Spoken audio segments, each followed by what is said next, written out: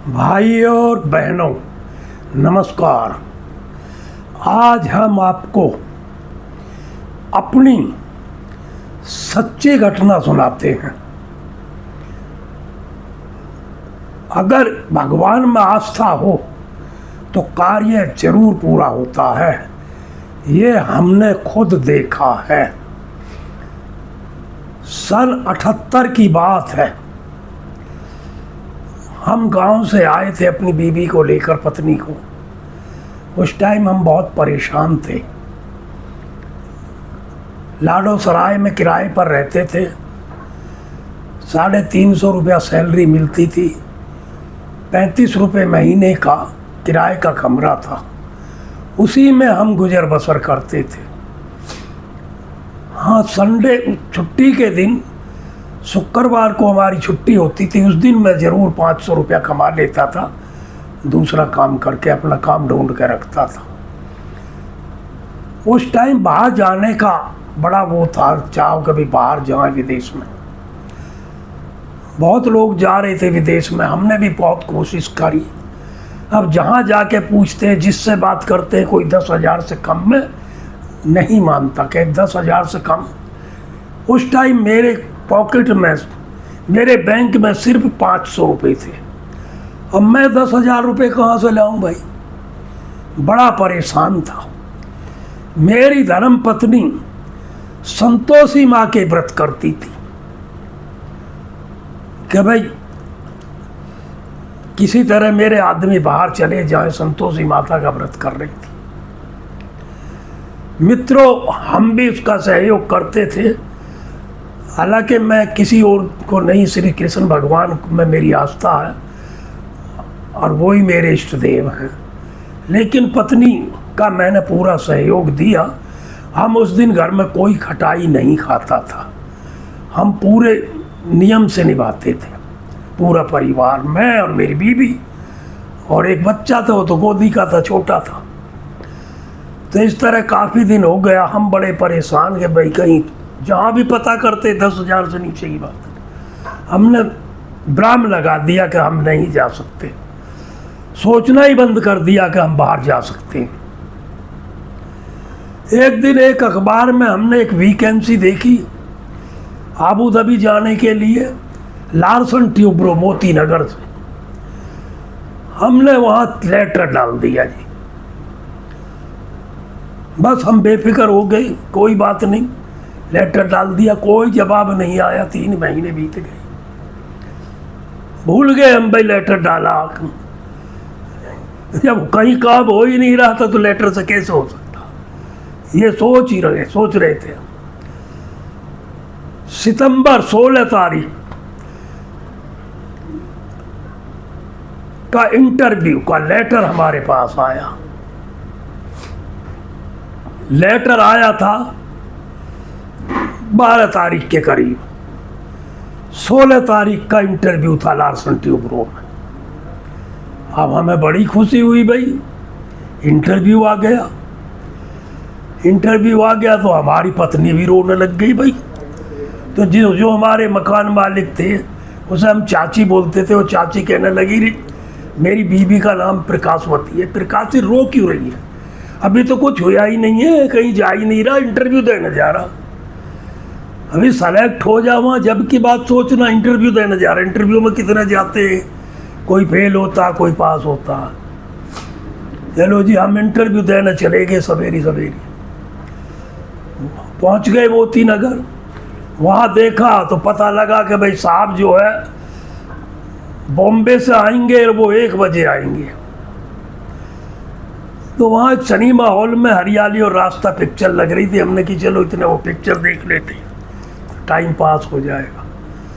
Picture देखने चले गए। पिक्चर में भी मन नहीं लगा, बीच में छोड़ के हम वापस आ गए। तो देखा बहुत लंबी लाइन लग रही थी।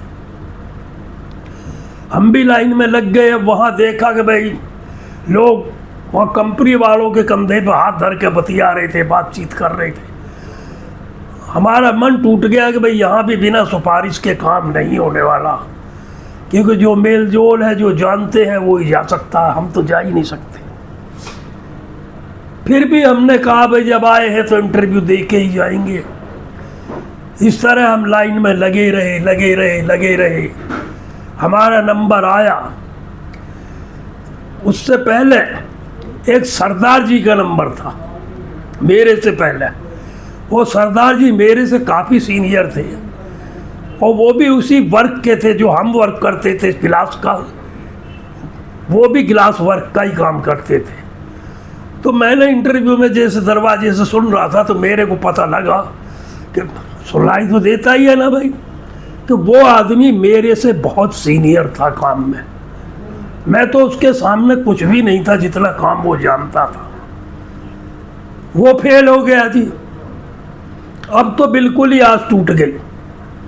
जब मेरे से इतना सीनियर आदमी फेल हो गया तो मैं पास कैसे हो जाऊंगा भाई? ये तो बात हो ही नहीं सकती किसी भी तरीके से।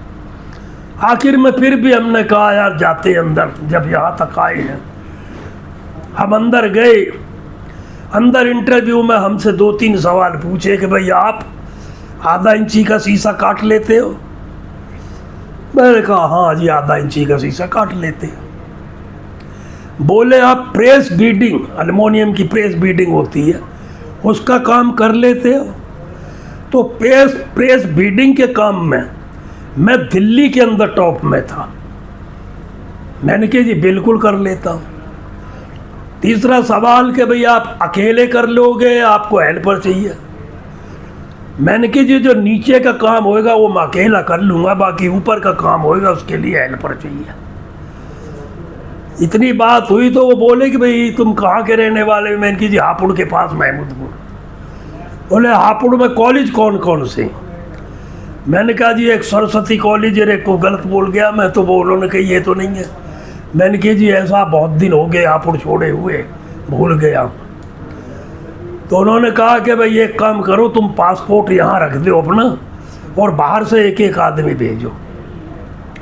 जैसे ही मैं पासपोर्ट रखा आया तो बाहर खूना वो फुसफुसी हो रही, खाना फूसी कि भाई इनका काम हो गया, ये पास हो गया। क्योंकि पासपोर्ट जो इसका रख लिया तो मतलब वो गारंटी है कि वो पास हो गया। आखिर में धीरे धीरे सारे आदमी ख़त्म हो गए जाने, फिर मैं अकेला रह गया बाद में। फिर मैं जाता हूँ अंदर तो मेरे से कहते हैं कि भाई ऐसा है आप जाने के लिए तैयार हो? कोई ऐसी प्रॉब्लम हो कि भाई बच्चे छोड़ने हो घर? बच्चे तो मुझे छोड़ने थे, बच्चे तो थे दिल्ली में। फिर मैंने कही रे रामानंद, अगर मैंने कहीं ये कह दिया कि मैं हाँ बच्चे छोड़ने, तो ये कह देंगे चलो ठीक है बाद में देखेंगे, आप बच्चे छोड़ लो। तो मैंने कही नहीं जी मैं तो बिल्कुल तैयार हूँ, आप ही ले चलो मेरे को। उन्होंने कही ठीक है भाई। पासपोर्ट उन्होंने रख लिया और वो बोले कि एक काम करना 24 तारीख को नारीमन पॉइंट पे मिस्टर बॉब से जाके मिलना, हम आपका पासपोर्ट ले जाते, आप सेलेक्ट हो गए। हम घर आ गए जी, लड्डू लेके लड्डू बांटने लगे तो भाई हमारी घरवाली ने रोना पीटना शुरू कर दिया।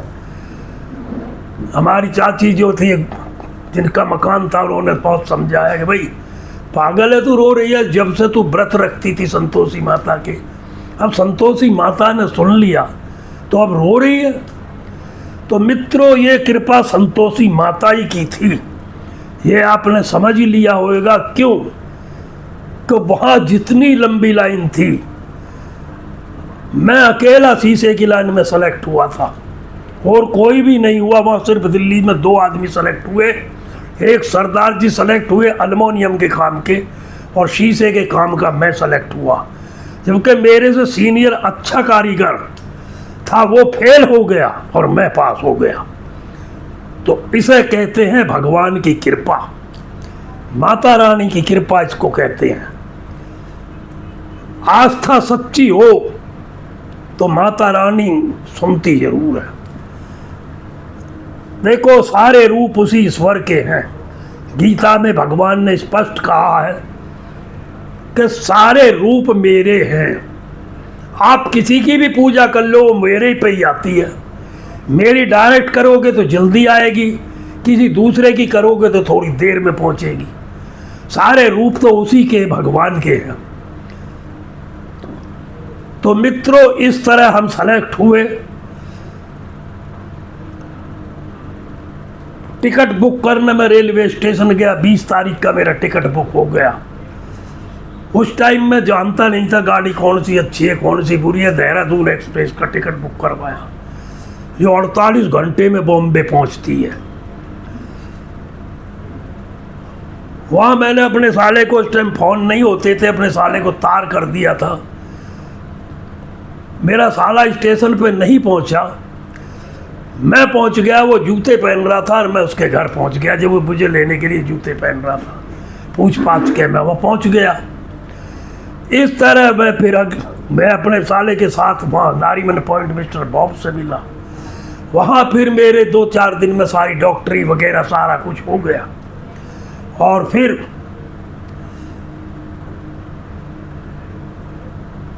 सितंबर के लास्ट में ही मैं आबू धाबी के लिए फ़्लाइट में बैठ गया।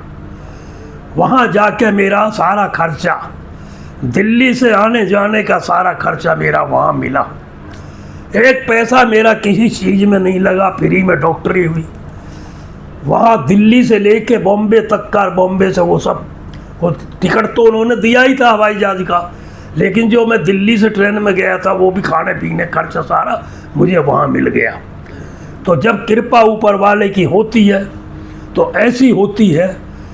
आप समझ गए होंगे कि जो ऐसे ऐसे सीनियर लोग फेल हो गए, मैं पास हो गया, तो यही भगवान की कृपा होती है। ये माता की असीम कृपा थी जो मेरा काम हो गया। ये मेरी आप बीती है। मित्रों, सनातन धर्म में बड़ी शक्ति है। आप सच्ची आस्था से जो कर्म करोगे तो उसका फल जरूर मिलता है। आप विश्वास तो करके देखो। अरे आप एक पग बढ़ाओगे तो भगवान 4 पग आपकी तरफ बढ़ाता। आप बढ़ा के तो देखो। इस वीडियो को पूरा देखना और लोगों को भी दिखाना। नमस्कार।